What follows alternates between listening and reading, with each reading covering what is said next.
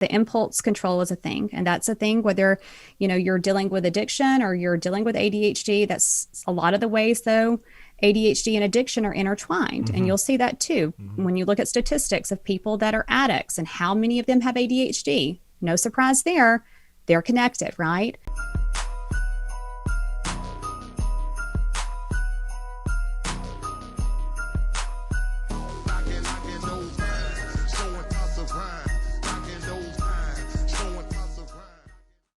Where you are now may not be where you came from. The choices you make today may spiral out of control or spin you in the right direction. Discover a riveting, true story of how Carlos Vieira nearly destroyed his life and lived to tell about it. Stand up, stand firm, believe, make it happen, and live through the madness. Knocking doors down along the way. And don't miss others telling their powerful stories on our podcast. Visit kddmediacompany.com. Alisha Crossley, thank you so much for joining us on Knocking Doors Down.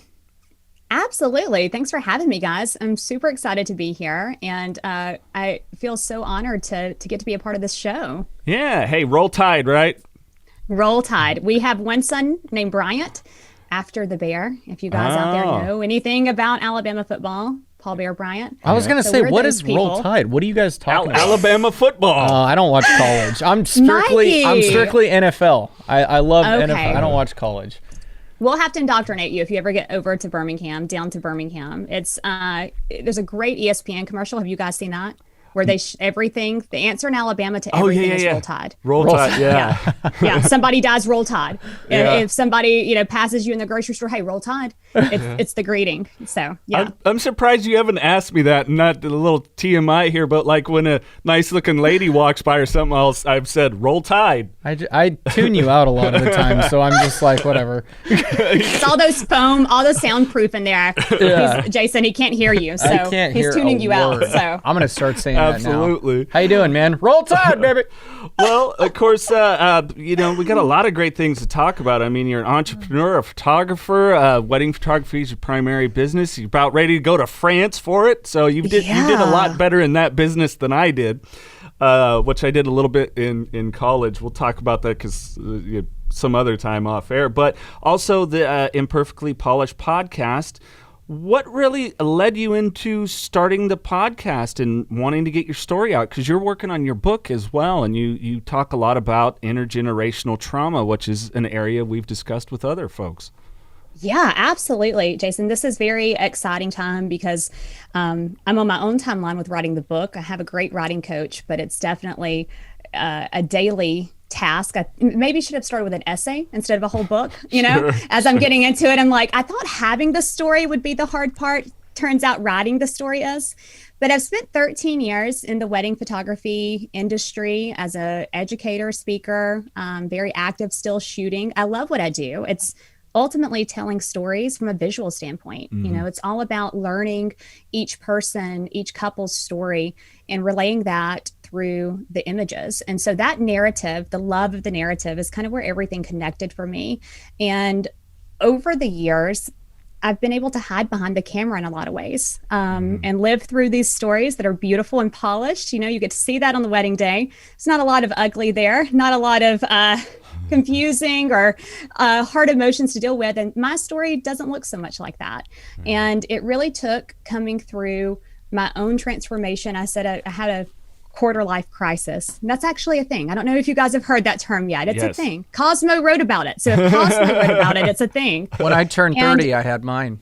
Yeah. Thank you, Mikey. See, guys have them too. All right. So I was 27, and ultimately it was just first time that I really started struggling from a standpoint of binge eating, binge drinking. I never went out as a teenager. I was so disciplined because of my parents' lifestyle and their addiction.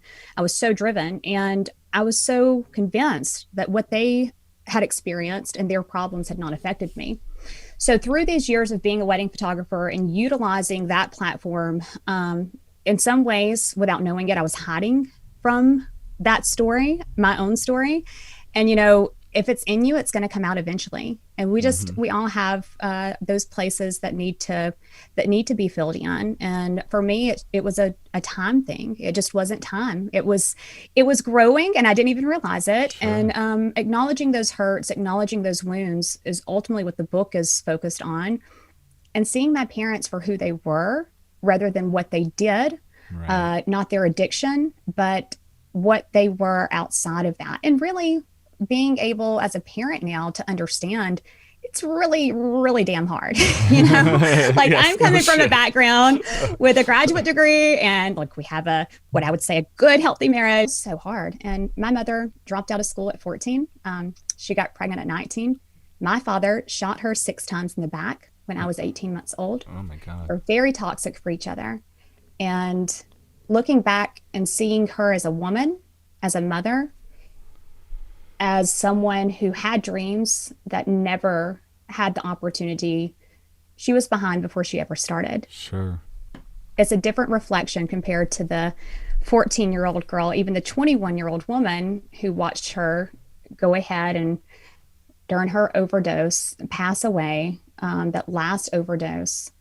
It's a very different reflection. So at 36, my whole goal with the book and with the podcast is to bring that story to life in a way where she's humanized in a way that she never was when she was alive, that she never had the opportunity to. So not shying away from the truth, the things that she struggled with and the things that she chose were certainly her choices, but there was a lot more to the story that never really got to see the light of day, because you guys know, anyone who struggles with addiction, oftentimes, or anything, that's what we're categorized as, that we're pigeonholed, if you will, by that addiction. And that's never the full story. Yeah. Yeah. And it's so very valuable that you bring up trauma. And, you know, through our conversations, I think we've learned so much that sure, there is, you know, genetics or circumstances. There are certain people that do have good upbringings, might fall into an addiction pattern, but really the greatest gateway drug is trauma. And I know it from me. There's a lineage of it on both sides of my family that goes back. And it's pretty crazy and very powerful that you're digging in. I'm so sorry that your mom passed away that way. What substances was it for your folks? Was it just alcohol? Was it drugs? So it's everything? Really interesting. Also, just in my I was an English major, and so I have such a heart for research, and it's been really for revitalizing my family's history in a way, unearthing it has been so impactful for me. I know nothing about my mother's side of the family. She was one of 6 girls. All 6 are now dead from some sort of addiction or addiction-related death. Oh my gosh. I was one of 14 cousins. There's 3 of us still left that either haven't been in rehab, aren't in prison, or are still alive. So when we talk about the intergenerational aspects of it and really look at that, I'm talking about some strong holds on my family. And being able to see mother's addiction as I was growing up, because I was with her more. My father died when I was 6, and his problem, his choice of drug, if you will, was cocaine. Now, as someone, I was actually diagnosed with ADHD last year at 35, and I can see so much of my father in that diagnosis. And that's kind of an ADHD thing. We all, once we're diagnosed, this is what I've learned, we all diagnose everyone else. So anyone out there, no, I'm not a doctor. I know. But I can look back on my daddy and see him using cocaine was always for the sense of focus. It was always to propel himself forward. But there was no one there to tell him, you know, this is not how to do that, right? And you can't monitor cocaine. You cannot take cocaine and keep a handle on it. And so it eventually handled him.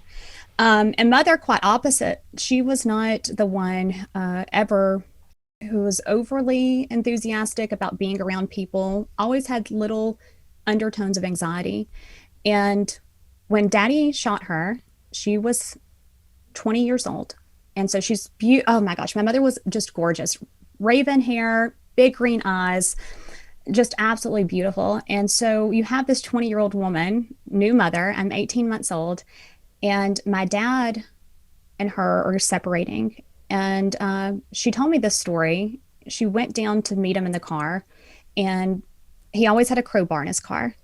And for whatever reason, I mean, they're still kind of shady characters, breaking into cars, breaking into houses. You have crowbars, right? Yeah. So when he went to reach into the door, she expected the crowbar to come flying up.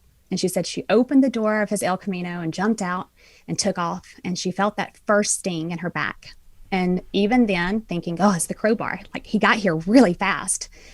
And then the next thing she knew, she woke up in the helicopter.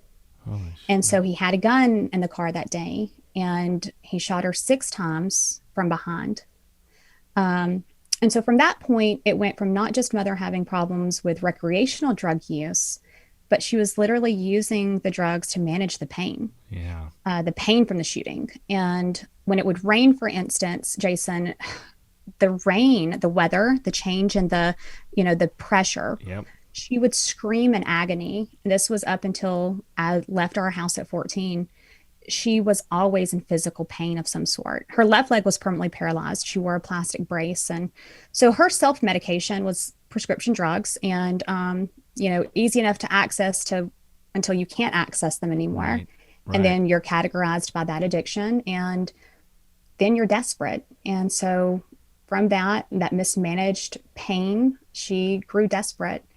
And there are a lot of nameless people with nameless bottles in our lives when I was growing up. And I knew from a young age, the blue bars were the Xanax, and, the yellow dollops of Valium. I knew the colors. I knew which ones that a doctor wasn't supposed to give her, if it was Advil or if it was something my mother shouldn't take. Yeah. And I learned it quickly because her taking the drugs meant that I would be taken away.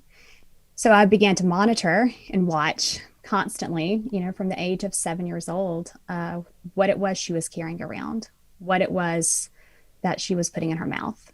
Yeah, oh, that's such a tough impact. We've had a couple of stories of people where they come from, that generational situation, and, they're monitoring their parents. Like you said, you're a child. You're the one that should be nurtured, taken care of, and you've been thrust into this situation where you're having to be codependent, sort of, to the addict. Oh my gosh, wait, I can't imagine. So mom survived the 6 shots.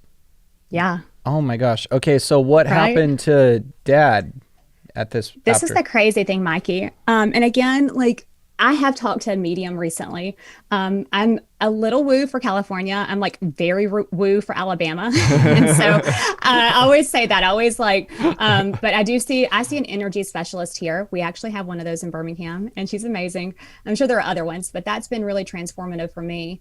And I say all that because I have had that question for my entire life about, after the shooting, what happened and why this happened. With her and my father, they didn't divorce. They didn't separate. And so recently, one of the things in writing the book, and again, for me, it's a bit of an unearthing process to just understand who they were. They're not here anymore. Her siblings aren't here anymore. There's no one to ask these questions, really. So I pulled the police report. I have a dear friend who's still in the jurisdiction the shooting happened in.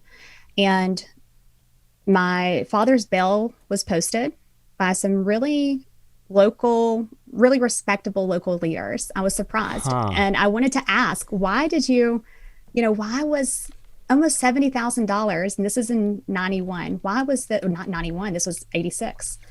But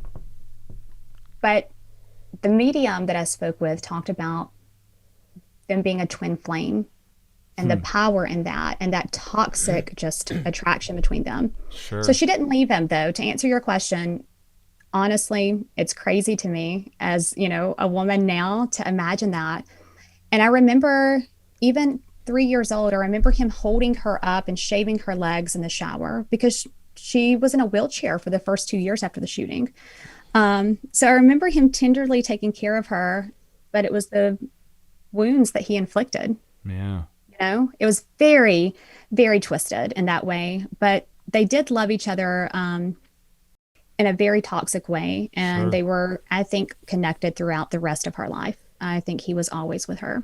Yeah, a way that I've put it is those types of relationships is a supernova. It's a beautiful explosion to look at, but you got to remember an explosion happened of great veracity for that to occur. 5150 is power. The power to overcome. The power to persevere. The power to set your life on a course for success. When you're faced with the challenges life throws at you, you focus and do what is needed to go beyond what is required. So stand up, stand firm, believe, make it happen, and live through the madness, knocking doors down along the way. We are 5150. I can't get over. There's just so many questions that I have for that particular situation. Like, were your grandparents on either side, were they alive when this happened? Like, yeah, so uncles, this is where, did anybody want you shot? I'm going to kill you. You know what I'm saying? Like, so this is what I fully think. And again, at this point, even from, I've actually, there's one witness who's still alive. And I talked to her recently. It was at an apartment. My grandfather on my mother's side was there, my mother's father. My dad had called and said, I want you to come out and us talk about civilly, let's do the whole separation, custody. Let's come out to the car and talk about it. One of her sisters and her dad was upstairs, and she and I were upstairs, and he wanted to see me. And in hindsight, knowing that, she refused to bring me down. She said, I'll come down and I'll talk to you, but I'm not bringing Alisha out. I think that day, honestly, Mikey, at 18 months old, I think he planned to kill all of us, including himself that day. He later killed himself when I was 6. So 5 years later, he killed himself. But my grandfather and my mother's sister were watching from the window as she walked down and got in his car to talk and watched the shooting happen. And I was in my aunt's arms in the window. Jeez. Instead of down there with her. One of the things too, like the story of it, and I only realized this from getting the police report, he committed suicide by carbon monoxide poisoning, taking the hose pipe from the car tank. He went back to an area which is now commercialized. It's very built up now. But at this time when he died, it wasn't. It was very wooded, but it was right next to where he shot her. Wow. And I don't think that was by happenstance. Yeah. And it was, now knowing that, and there's no one to ask. There's literally no one to ask. He still has siblings that are alive. And I'm very my aunt, his sister, pretty much was my mom growing up. His mother and his aunt, his mother and his sister raised me. They were such a big part of why I'm not part of the cycle. But ultimately, there's been a lot of closed mouths around what happened with my dad, who my dad was. He was such a likable guy. And that's what everyone says to me that I meet now when I ask about him. He was hilarious. He had a big sense of humor. People loved him, but there were these two sides of him. And if you knew the other side, it's the only way, if you saw it in person, that you would ever believe it, because he was such a likable person. And I think it's really hard, and I can understand this. Again, our stories are our own. That's why it's called, your memoir is your life story. It's not about my aunts or my uncles. It's not about how. So I get as much information as I can, but when it comes down to it, it's how I knew my parents and reconciling that memory. Yeah. So what did you find? I also have a degree in photography, did wedding photography for a little bit, but you talk, about your degrees.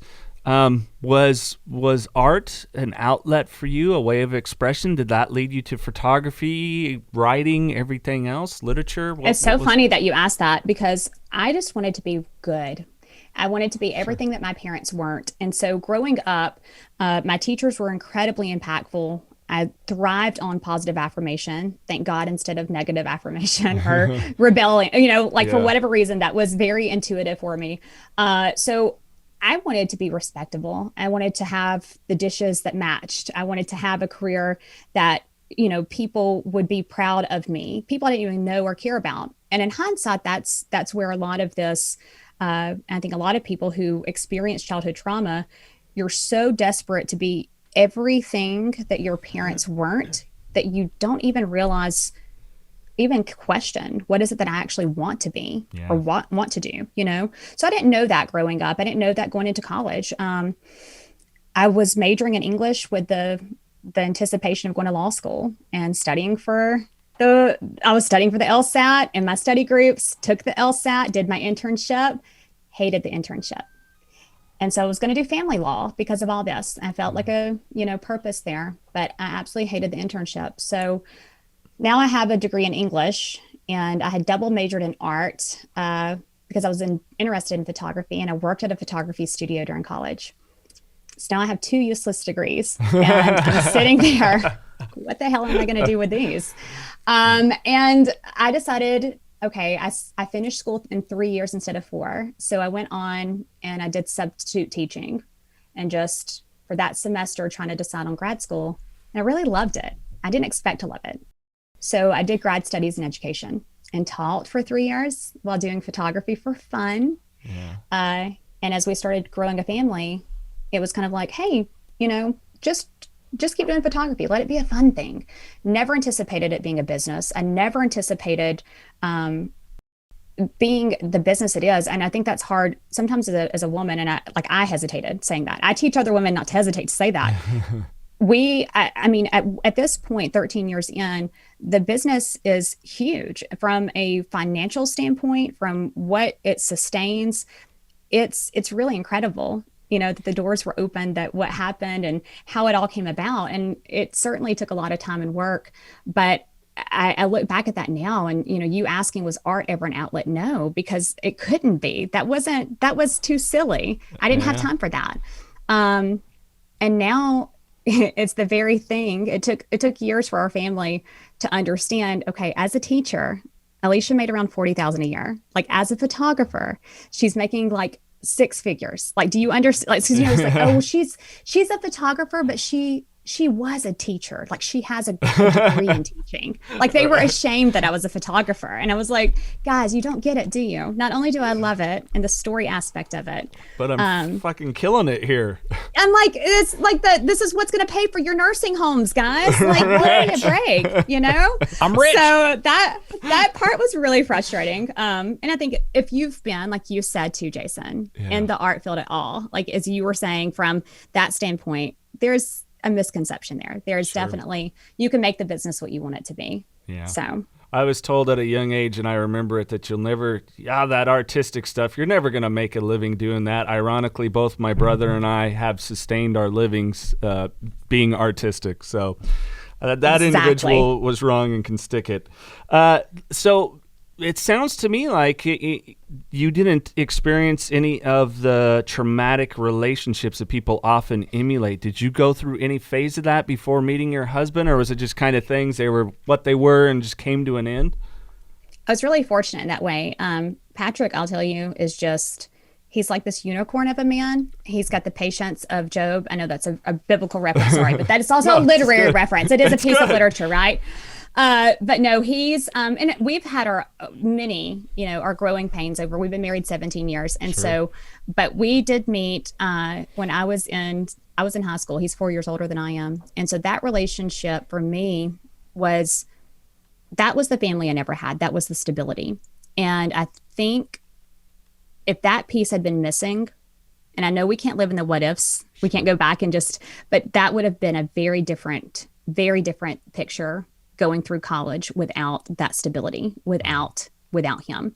For me, the biggest thing as far as repeating the relationships, the patterns, really has been how I look to friendships, how I used to look for friendships in the same way that I would look towards someone to mother me, or to mother, the very codependent, seeking that affection and affirmation from people who couldn't give it. And a lot of my female relationships have been coded with that. And that's been hard to break. Yeah. I read a book actually called Codependent No More, if you guys have heard of that. And it was a very powerful book to even understand codependency in itself and what that means, and how, as someone who's not living the life of an addict, how you can still be codependent from an emotional standpoint, right? Like, that's the whole idea. But yeah, so that's been a hard thing to break and to be aware of. I'm definitely a recovering people pleaser. That has plagued me. Yeah, Type hand 2 up. on the Enneagram. And as much now as I still love to serve, it's all about the intention behind it. And it's not to find my own worth or to make sure that I do have worth. I get to decide that, right? But that used to be the whole purpose was, I think a lot of us in the service industry, that's one of the things that we may not realize how much it means to us, that praise, that affirmation. And it was definitely something that I didn't get from my parents as a child, namely my mother, since that relationship was there. Yeah, absolutely. Well, and it's really interesting because, we've had personal conversations about, gosh, I just see it with my female friends and the friendships they try to make. And women could be, not that men can't be, but we're just kind of like, yeah, you're a dick. All right, everything's fine.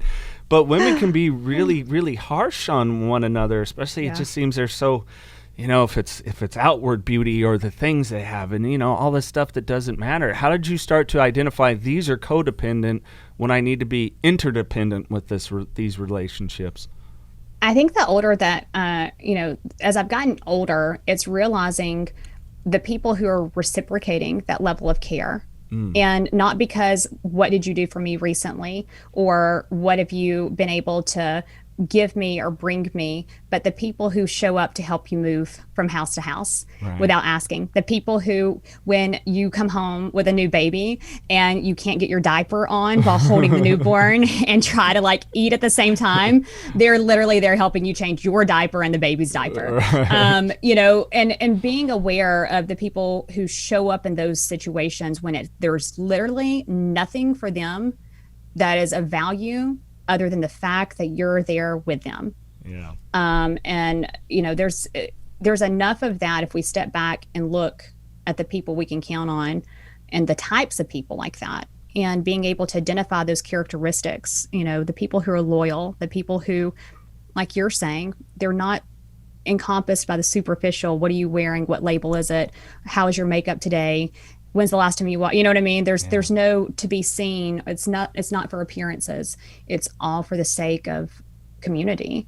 And it's hard to recognize that when you're in the cycle of people pleasing and looking for affirmation. Yeah, thank you. Yeah, because that's definitely been a big struggle of mine that I think was one of those elements of my alcoholism.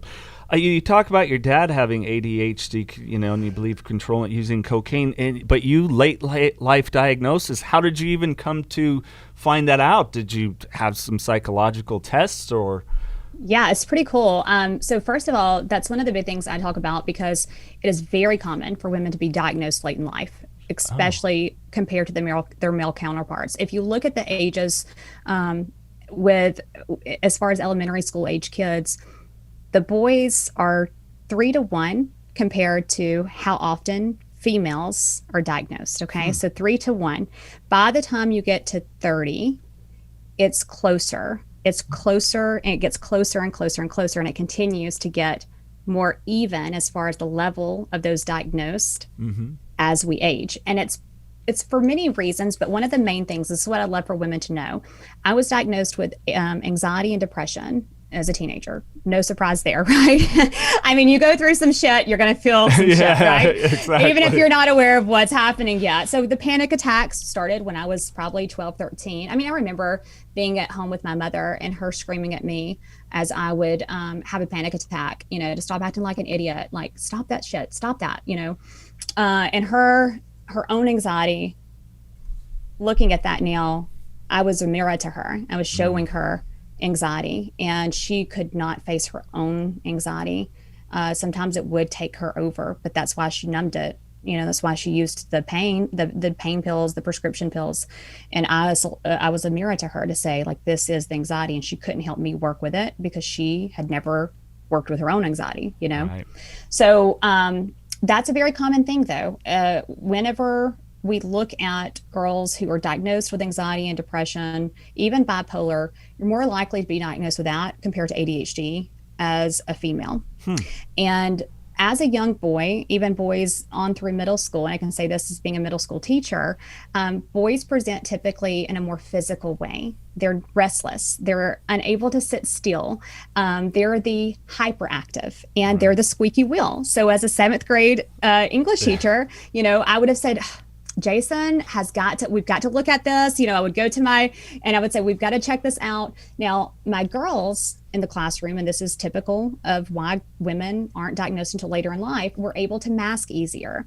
Cognitively, there's that level of ability more advanced than the counterparts at a young age, where you can look around and mimic what you see the behavior should be. Also, most teachers counteract that and say, oh, they're daydreamers. They chalk it up to personality. Sure. She's flighty, chatty, a daydreamer. It doesn't present like with boys and that very physical aspect that's hard to control as a classroom teacher. So why then at some point, how does it start presenting? Why, like you asked me, how did you get this diagnosis, Alisha? So I went in for my regular cardiologist checkup because I do have slightly elevated blood pressure. It's better since I've lost weight. And I was slightly elevated. And I was like, he was like, we got to start on blood pressure medicine. And it is genetic. Everyone on my dad's side of the family has blood pressure issues. Sure. And I said, okay, I'll start on the blood pressure medicine, but I need to ask you this. Like, I drink espresso like it's going out of style. And sometimes I take caffeine pills, and sometimes I take Modafinil, which we have. And it's like, the Bradley Cooper movie, which was found on, what was that movie? It's about that drug, Modafinil. It's, oh goodness. It's a smart drug, but it's that whole movie was about that. Limitless? Yes, Yeah. That's it, Mikey. Nailed it. Yeah. Yes. And so I was in ways then self-medicating without realizing it, but as a business owner, mother of 3, and there's a lot of shit to do. And so I was using these different substances, from caffeine to Modafinil, to focus. And he said, Alisha, have you ever been tested for ADHD? And I was like, no. Well, first of all, we didn't have healthcare growing up. Like, I didn't have insurance. You went to the county clinic if you had ringworm or cat scratch fever, which are both real things. I don't know if those happen in California. I just think Yes. Ted Nugent happens.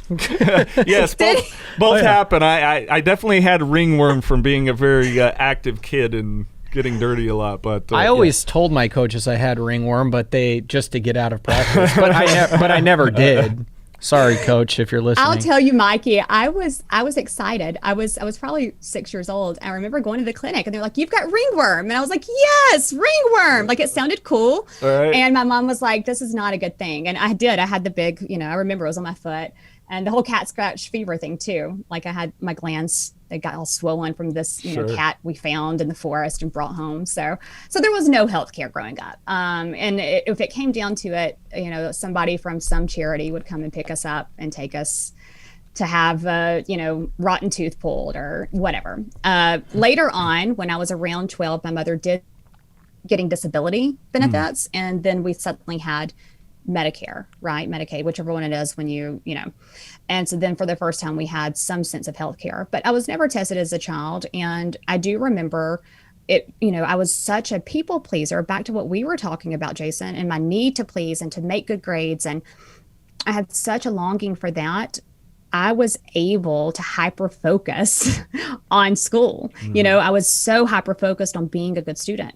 But why it continues on and why it finally becomes an issue for most women is you can only mask so much. And you add in then a business, children, a marriage.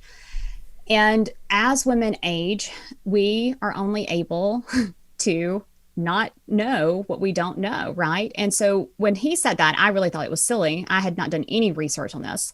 And he sent me to a psychiatrist. And I was thinking, okay, she's going to change my antidepressant. Like, I'm on Prozac. I was on Prozac and Wellbutrin at the time. And, I was like, okay, I guess we're going to adjust the medicine, whatever. This is great. And she was like, I didn't know she was testing me, Mikey. Like, I didn't know it was a test. She's asking me like 2 hours worth of questions. And it was all over Zoom because this is the beginning of the pandemic. And she was like, Alisha, what you're describing is textbook ADHD. And I really think you would benefit from us treating it with medication. And I was like, wait, what?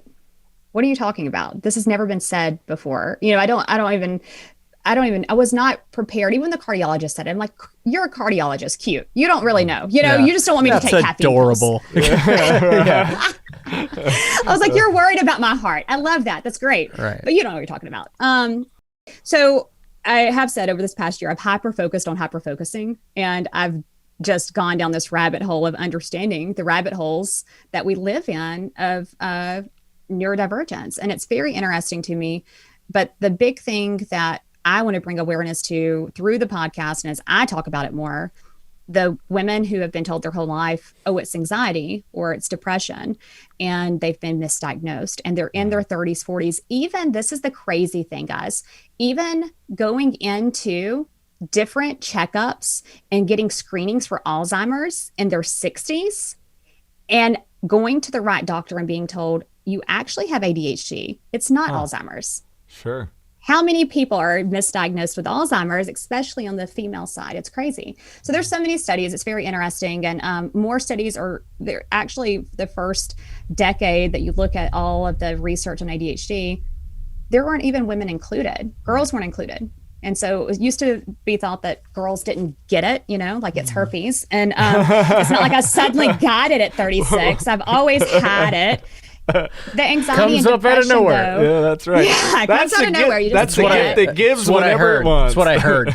I heard it That's from what a I friend. heard. Yeah. I don't know who I got this from. I still haven't found that out. So, but yeah, it's crazy though, because with the anxiety and the depression is very much there, but they are the symptoms of the ADHD. Sure. And so it's no fault of any doctor, but the awareness of how often women are actually screened for ADHD, especially younger girls, is completely uneven and misrepresented. And that's where I think we're moving in a good direction. They're at least becoming more aware of it. The people who hold all the information, not me, you know, whoever they are. Well, it's always them damn they, huh? Right? Yeah, those people, they're going to learn stuff. Whoever they are, right? a bunch of sons of bitches.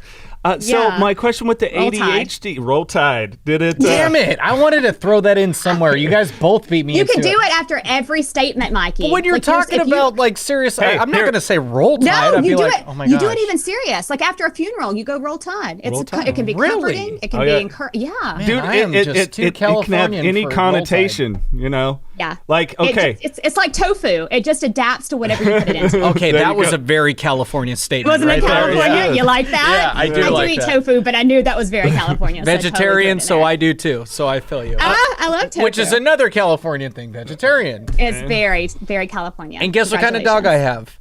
Chihuahua. Very Californian. I have a Chihuahua too. Was you? a rescue Chihuahua? Mine Yeah. is too. It's a deer Chihuahua. She's a rescue. Well, I grew up with Chihuahuas, so that Roll was like my Tide. thing. Roll Tide. Look at us. And you got cats and a hamster. Look at that. We sorry, got all sorry. kinds of things here. Was the ADHD really causing issues with your life? Was it, you know, within the marriage, the parenting, the job? I mean, you're balancing so much. You're a total rock star. So it was getting to a point where it's like, I'm not able to fully function, or what was it that really There were led so you on many. Yeah, that's a great question, Jason, because I think and I know I actually talked with Patrick about the dad guilt versus mom guilt. Dads have it hard too. I'm going to throw that out there. Like we do. dads have a lot of shit on them, women and men in general. I'm just speaking from my season of life as far as like the whole parenting thing. But I just want to say that because, you know, I'm speaking not on behalf of every mother, but as a mother and the weight that we carry. But I do want to just acknowledge how much our male counterparts, and my husband is a rock star dad, and he's got a lot of shit on him too.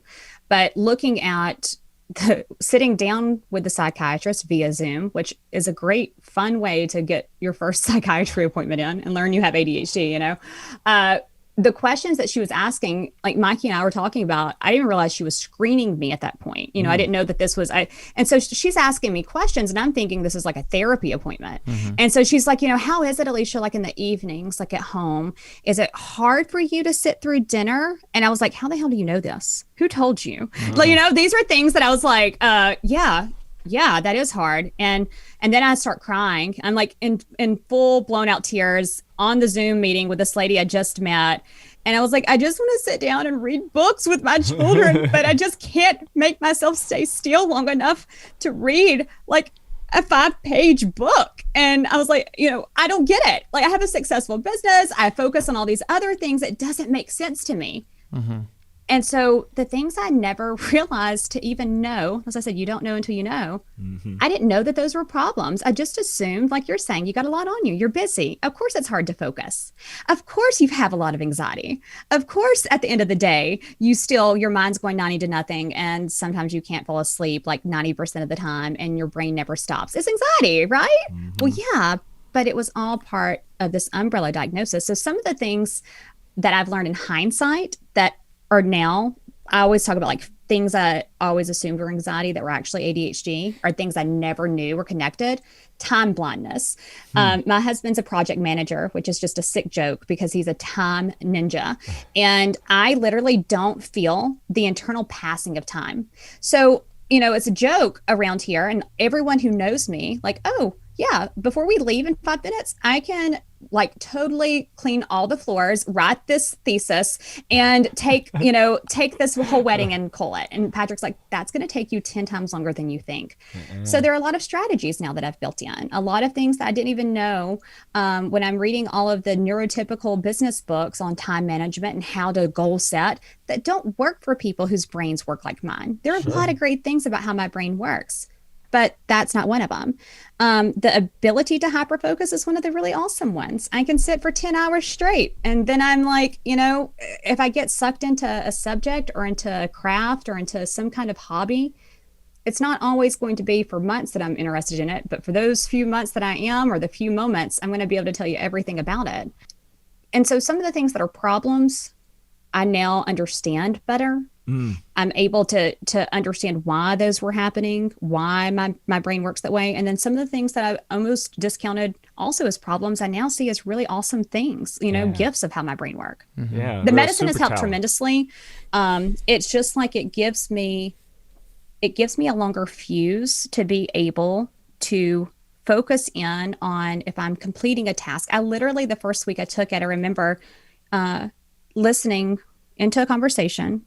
And the impulse, okay? The impulse control is a thing. And that's a thing, whether, you're dealing with addiction or you're dealing with ADHD. That's a lot of the ways, though, ADHD and addiction are intertwined. Mm-hmm. And you'll see that, too, when you look at statistics of people that are addicts and how many of them have ADHD. No surprise there. They're connected, right?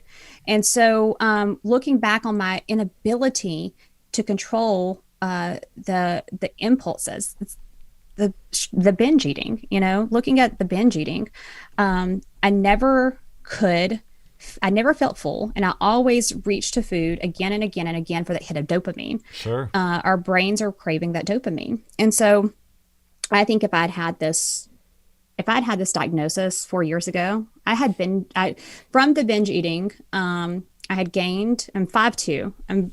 Everyone says I'm taller. I look taller online than I do. And I'm like actually the same height. I'm 5'2". Yeah. But I was 250 pounds at 5'2". Oh, and goodness. I was on a CPAP machine. My blood pressure was sky high. My doctor, this was 4 years ago, was like, I was doing CrossFit though 5 times a week. Like I could back squat, like I could back squat 170. I could like deadlift 250, but going and working out 5-6 times a week was doing nothing because I could not control my eating. Mm-hmm. And it was a dopamine rush. I was doing it for relief, for comfort. Yeah. So all of that to say, the things that really plagued me, that I took a lot of I beat myself up over and really looked at myself as someone weak and struggling with things like that. This isn't the excuse for it. I think that's one of the misconceptions, people who have ADHD and talk about it openly. There's no excuse of, okay, well, here's why I did that. It's the ADHD.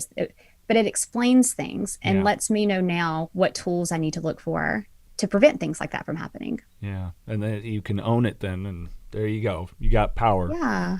Oh, Yeah. that's awesome. And the medicine's just one of those tools, though, Jason. Like, it's the medicine. I take Vyvanse. Am I allowed to say medication names? I'm not Sure. like a proponent. Oh, yeah, no. I'm not like a spokesperson. I don't know. They That'd don't be cool. sponsor us. Just say pills. They don't sponsor us or me. I pay them a lot of money. So, Yeah. They don't do shit. I really like their medicines. No, but I still take Prozac and then the Vyvanse, and together those two it's my cocktail of making my brain have the things that it needs Right. to get the other things that it needs. So Yeah, which is another part of I'm glad that you do bring it up, because in talking about it and in ending the stigma around mental health issues is I've had cycles where I've been on different medications. I haven't for a long time. Listening and talking with you, though, because I was diagnosed with hypervigilance post some trauma stuff and kind of activated mid-late 20s. But I'm starting to wonder, maybe they misdiagnosed me and it's ADHD, because I've had it where I'll sit like playing a Formula One video game or whatever it is, and it's like 4 hours have gone by, and I'm like, what the shit? Okay. what happened? Yeah. You're like, oh my gosh, where did that time go? Yeah, that's interesting. Mikey, you got anything else before we jump to some fun random questions? Before we get all into that, I just want to commend you, because your childhood and everything that you've seen and went through and how you are today, how I'm looking at you, you're so lively, you're so happy and smiley and positive, and you're doing very well for yourself, loving husband, the great family, all that. Like, good for you. Like, that's incredible. I appreciate so you that. I should be appreciate proud that. of yourself as well. I'm at a point I can say I am damn proud of where I am. Yeah. I'm very thankful for the opportunities. I'm also not blinded by the fact the opportunities that were afforded to me because, especially here in the South, the color of my skin, my ability to be bubbly and positive and fun and be pleasing enough. And these were all things that were out of my control that helped me with that. And I always like to acknowledge that too, Mikey, because I do believe anyone can come from the situations we have, whether that's by their own choosing or a place they've been placed, right, as a child, and make their life different. Sure. But there are definitely advantages that I was given for those reasons mentioned and more. And I think that we need to make sure that we give credit where credit's due in that way.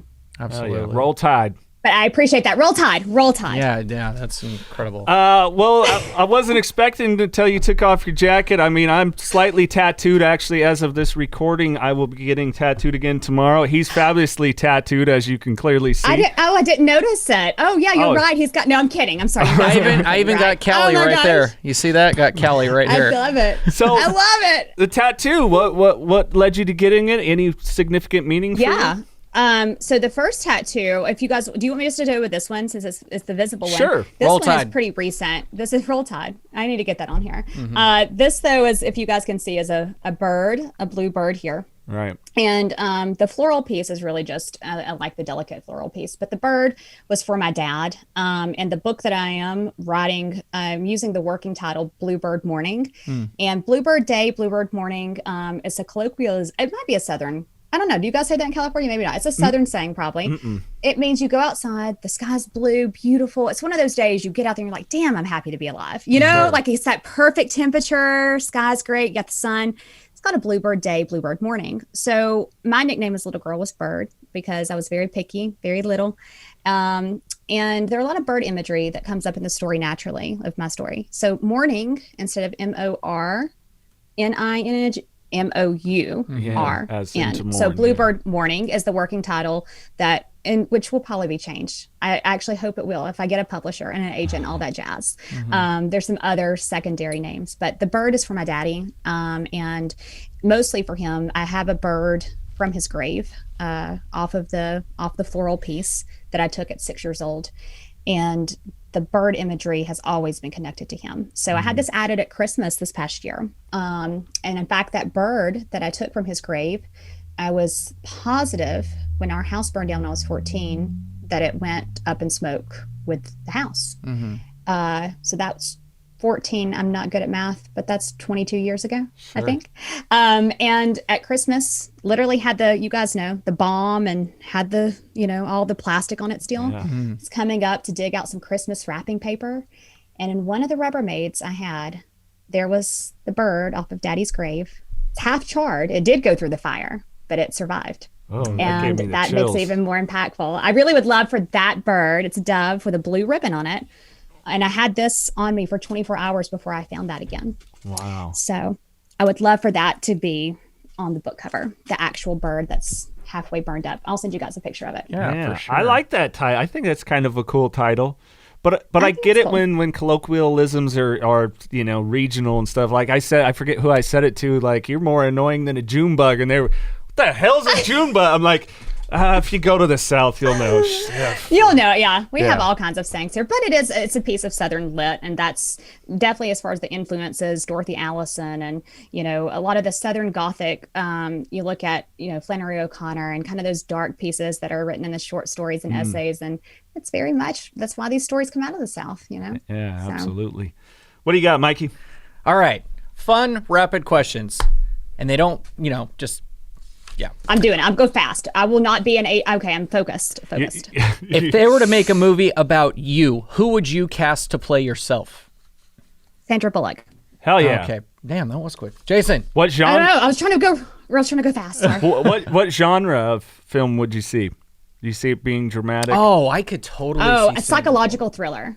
Oh, yeah. Because in the back of my mind, there's always a theme song going. Sure. And whether it's good or bad, and so I think it would be something very psychological and like Running with Scissors or something. Very like indie and weird as fuck. Sandra Yeah, Bullock was The I love Blind it. Side, right? Yeah. Okay, Yeah. yeah. I could totally see that. Uh, I could totally see. now I got to know what music you would have in your head for the soundtrack.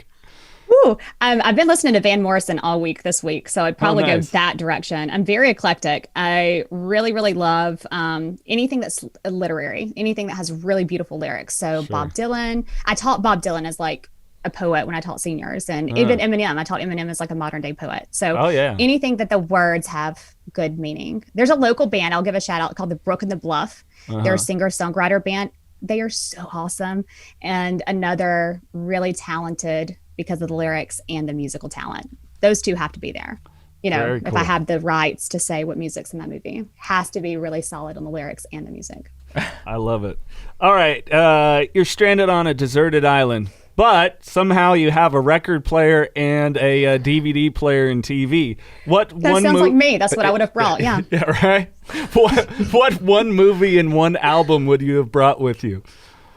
So Brandy Carlisle, I'm obsessed. This is my writing song, the story, anything Brandy. So I would, even though I didn't mention that in the last one, Brandy Carlisle I could listen to over and over. And I'm very sensory sensitive. Like the process, that's one of the things, the auditory processing is hard for me. So it has to be something I wouldn't get tired of. Definitely Brandy Carlisle. Movies, I have a hard time. And in hindsight, it makes sense, sitting down and watching an entire movie. I've never been big on movies for that reason, because I can't focus that well. I would say, and this is a really dark one, but I love it, What Dreams May Come. Oh, yes. Or, yeah, I love that one. And I love Big Fish for the imagery. Big Fish was awesome. Yeah. Again, I think they're always a little odd. My husband loves classic action movies and Marvel, and our oldest is almost 12, and they're always like, Mom, please, like, he's like, I promised I would do the whole Marvel series, and I haven't owned up to it yet. So I'm gonna get kicked out of this family if I don't get my act together. I haven't either. Hey, I get it. Even though I grew up as child me is so excited because it's all the comic books I read.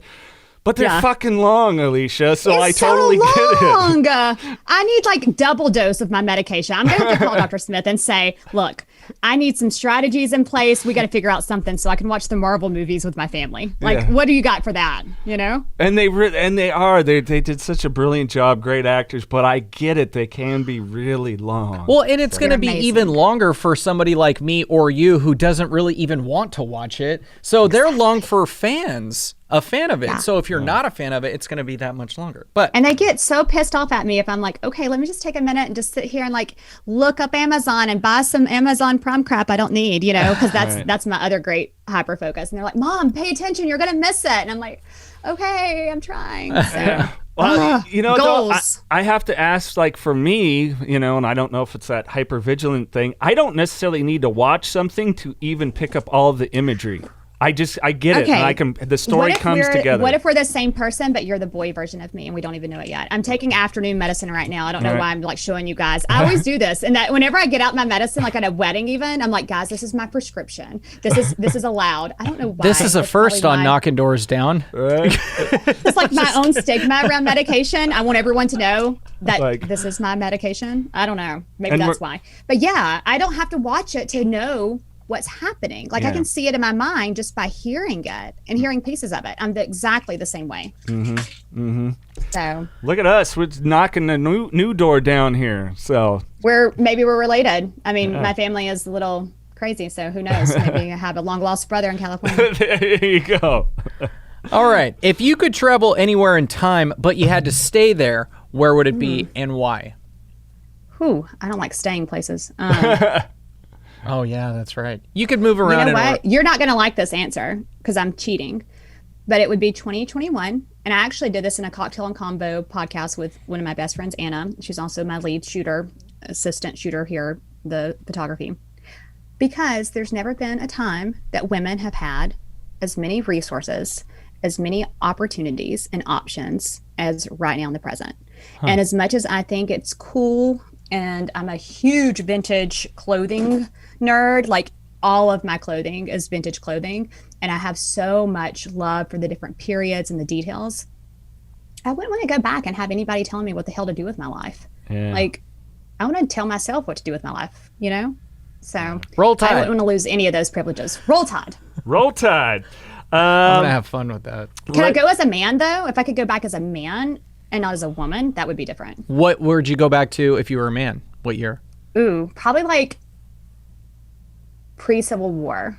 Really? But yeah. Before it started getting real shitty, like in the Civil War, like things really falling apart. But like as America was starting. Yeah, it is interesting. Yeah, you walk. Pardon my bellicosity, but maybe Alexander Hamilton has the influence on me right now. Maybe that's it. But that's what I'm thinking is like, you know, the opportunity to be part of something so amazing and big, and you know, it's very romanticized, obviously, in the movie. But that's how I see it. I'd want to go back to like Woodstock era. I think it'd be cool to go to Woodstock because I wouldn't want to go too far back because I'm Mexican. I don't know how super welcomed I'd be. You know what I mean? Wait, can we choose ethnicity? Or we're choosing gender? Like, can we also choose ethnicity? Or is this like anything you want? Like grab and go? Sure, we can approach it that way. Yeah. There were no rules, so that's why I wasn't sure like what all. If you can go back in time, male or female, any kind of ethnicity, go. Go.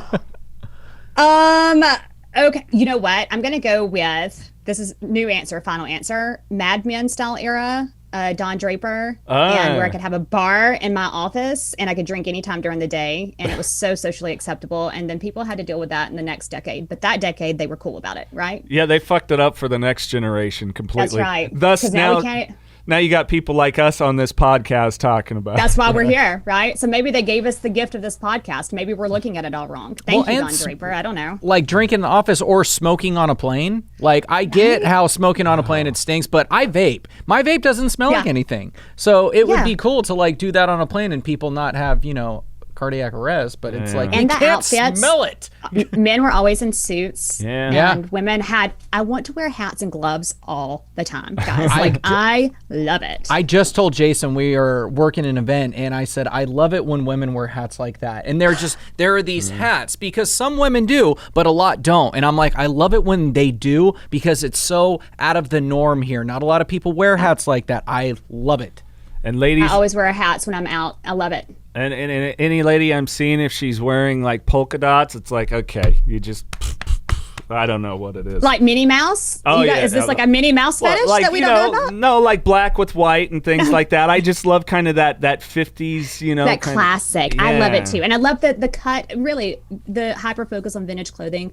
The way that the clothing is cut, and it's such an art form. And to find the different designers of that period that were really good at their art, it's another form of art, you know, fashion done well and not just for the sake of a label or a price tag. When it's really done well, it's just another art form. Yeah, absolutely, for sure. Mikey, you got one more before we leave Alisha with the final words? I know that you have a lot of thoughts with ADHD and all that stuff. But when you're stopped in traffic, what's usually the first thing that goes through your head? Right when I stop? Right when you stop, when you come to a complete stop. Oh my gosh. I am usually listening to a podcast in the car. So that's probably not great because I'm already a distracted driver. So whoever's on the podcast, like you guys, I would be thinking, oh, okay, we're listening to this podcast right now. And then I would finally realize, oh my gosh, this car's waiting on me to turn or waiting on me to go. Probably shouldn't be doing that in the car, knowing that I'm already not very cognizant of what's going on around me. But yeah, that's my time. I don't drive a ton. We're pretty close around here to everything. When I travel, it's usually on an airplane. Yeah. And so if I'm stopped in traffic, it's definitely I'm squeezing in as much of that kind of stuff I want to do because here at the house, like it's almost time for all the kids to be here. We're very strategic about making our schedule when we're home to like be present, not just present, but like present as much as we can. Right. So I don't listen to podcasts a lot, except for in the car. Yeah. So that's not a fun answer, maybe, but it's fun. I love the podcast. It's an excellent answer. I love an the excellent casting answer. of the pods. The casting of the pods. It's an excellent answer. Alisha, if you can leave the listeners, viewers, with some words of encouragement, maybe if they too have a traumatic history, such as yourself, or have struggling with any sort of mental health issues, what can you lend? I would say first and foremost, lean into your story, validate those feelings. What you're feeling at any time is worth investing in, and really know that you're not the only person who feels that way. But what narrative do you want to live out? You can stay in that feeling, you can stay in that shit, you can stay in that cycle, whether that's your own brain or the physical cycle that you're placed in or that you've got yourself in. Or you can make the decision to look at the other side of the narrative, and that there's always two parts of the narrative in our brain. There's always two sides of it. And every day we have to decide which one we're going to believe. And I just try more days than not to believe the side of the narrative that says, you can do this. There's more things that are worth living for than not living for. There are more good than there are bad. And when you get into that point where you can't do that for yourself anymore, seek out, get help, talk to a professional, listen to a cool podcast like this. And then if you really, really find, I can't do it, I can't get out of this cycle, this is in my brain, and I know I can hear that, I know this isn't the whole story, but I'm stuck. You're not stuck, you just need help. Yeah. And that's when you need to reach out. Absolutely. Well, we thank you so much. Of course, Alisha is the host of the Imperfectly Polished podcast. We're looking forward to the book. Please let us know so we can get a copy. I'm a reader. I can focus. And I can't. Continual great. I'll read it to you. Perfect. Okay, Mikey? Perfect. I'll send you the audiobook. But only for 5 minutes. That's right. Yeah, bite-sized nuggets. Every day I'll just send you 5 minutes. Okay? That's fine. That's perfect. That's perfect. Perfect. Well, Miss Alisha Crossley, roll tide. Roll tide. Roll tide, guys. Thanks so much.